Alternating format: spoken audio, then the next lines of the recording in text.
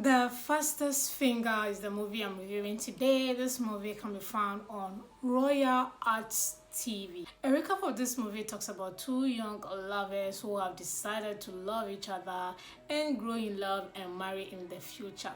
The guy, acted by Eronini, is a selfish, greedy guy who would do anything, everything for money. He ran away, didn't look back, and years later met the girlfriend, came back alive, and deceived this girl to dupe her madam. Then this girl realized that she was being used, so she had to also turn her back on Eronini.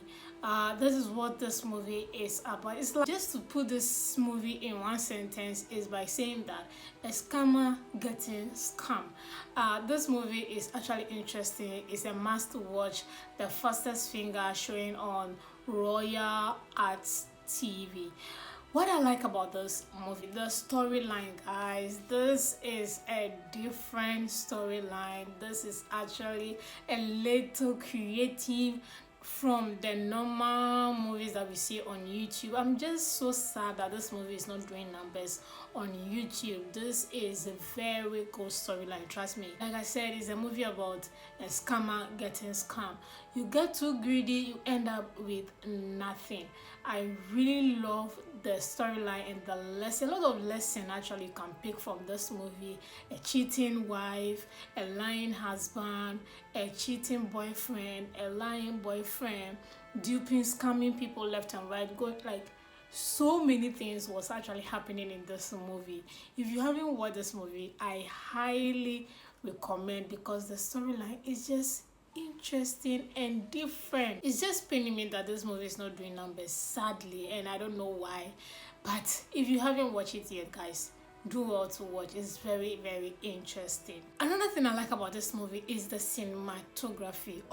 This movie had one of the best quality cinematography I've seen in a while from YouTube producers. The sharpness of picture quality in this movie, the brightness, the lighting, the angles. When we talk about cinematography, this production had it on point 100%, and I really love that so much.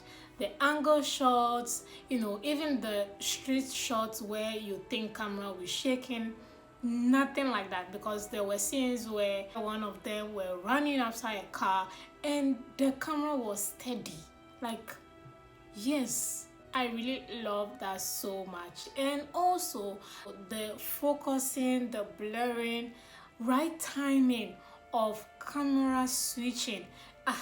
Guys, cinematography was on point for this movie. I really love the cinematography for this movie. Another thing that I love about this movie, let's talk about the acting and directing. I'm going to talk about the lady who cheated on the husband, her friend or her best friend.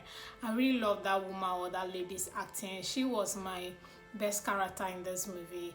I really love the way she interpreted her role.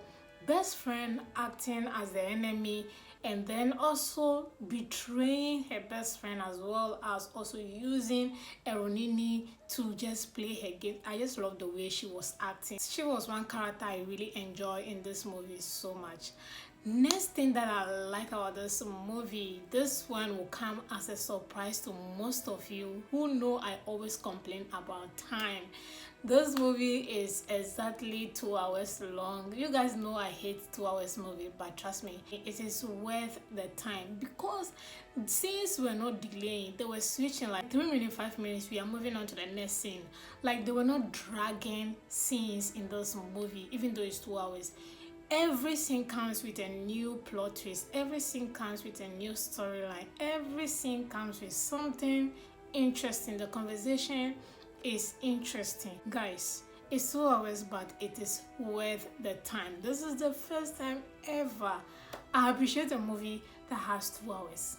So that should tell you that I really enjoyed this movie. So yeah, the time is actually worth it. Lastly but not the least, I want to talk about costume for this movie. I love the costume on set for this movie. Eronini to Francess to, the two ladies, I love all of them. Their costume was so beautiful. Then of course, I mean, Francess was a maid. The maid costume was fitting, was clean, was ironed, very clean and beautiful on her. So I really like that as well. Costume was on point for this movie. So yeah, those are the things I like about this movie. What I don't like about this movie, I'll start with the acting and directing. I'm calling out Eronini and Francess. There was this something that was just off. They were not giving me that intense connection as lovers that they were in this movie. They were supposed to interpret that part very well. I think they failed to do that. They were disconnected. They were really disconnected. And I'm asking myself why. These guys are friends in real life. So I'm just surprised to see why both of them cannot interpret lovers in this movie as it's supposed to be. There was no connection whatsoever between the two of them. And I could just like, nah. And the acting from Francess was a little bit laid back. It's as if she was holding herself. She wasn't giving me that I want to act, I want to be here, I want to put in an effort. Like, she was just laid back.